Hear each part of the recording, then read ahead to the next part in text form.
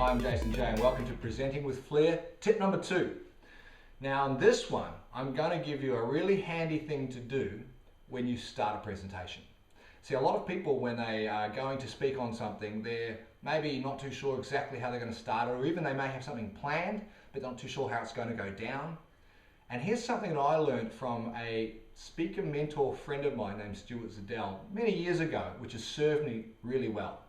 And what he said, which I think he learned from someone else himself, let's face it, it's all borrowed, is one of the best ways to engage people when you get up the front and you now have people's attention is to ask them a question. Now there are a couple of different ways we can ask questions, but I'm going to keep this very simply. I'm going to keep this a relevant, engaging question for the audience.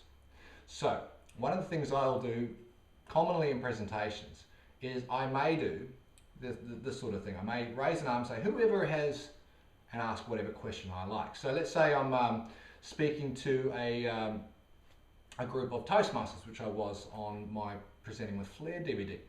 And I asked them, who here has to present as an important part of their workplace and responsibilities? And you get some people will put their hand up, which is great.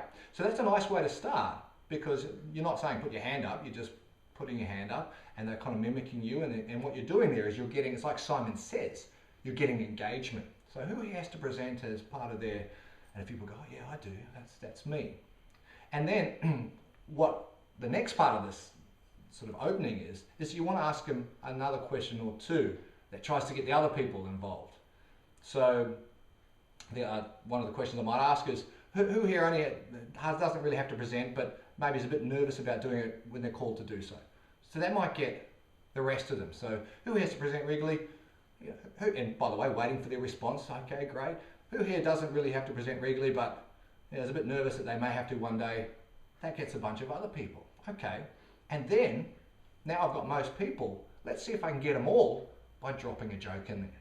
So who here would rather eat a tub of ice cream than be called up to present? You know, whatever you might want to say. Or who's still getting therapy from their last presentation, which is one of the jokes I chose to use the other day. And everyone kind of has a chuckle, has a murmur, and things settle down. One of the most important things we can do in a presentation is engage quickly. We've all been to the presentations where people go blah, blah, blah, blah. Hi, I've done this in my career and I've just learned all about this. I'm here to talk about this, and we've got about half an hour, and by the time they've actually got a few minutes in, you're thinking, I don't even want to hear this person. So when we start, we've got to have something which has got some impact.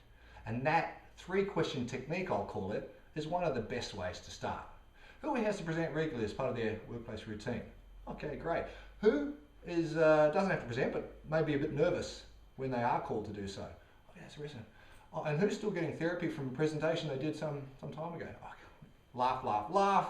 Everyone's thinking this guy's okay, and now I can just start to move into my presentation. Well, today I'm going to talk about whatever. It's called the question opening, or 3-question opening. It's really effective. It's something you can do in a boardroom, you can do it at a club meeting, you could do it in a proper keynote presentation. As long as the questions are relevant and pertinent to the audience and relevant to your topic, you can kind of make up anything. It's so simple, but it gives you confidence because you've got something to say and you've got them doing something off the bat. Nothing better than that when you're presenting. Instant engagement. It's like a little recipe to engage quickly. I've just mixed it up for you. All right, there we go. There's tip number 2, Presenting with Flair.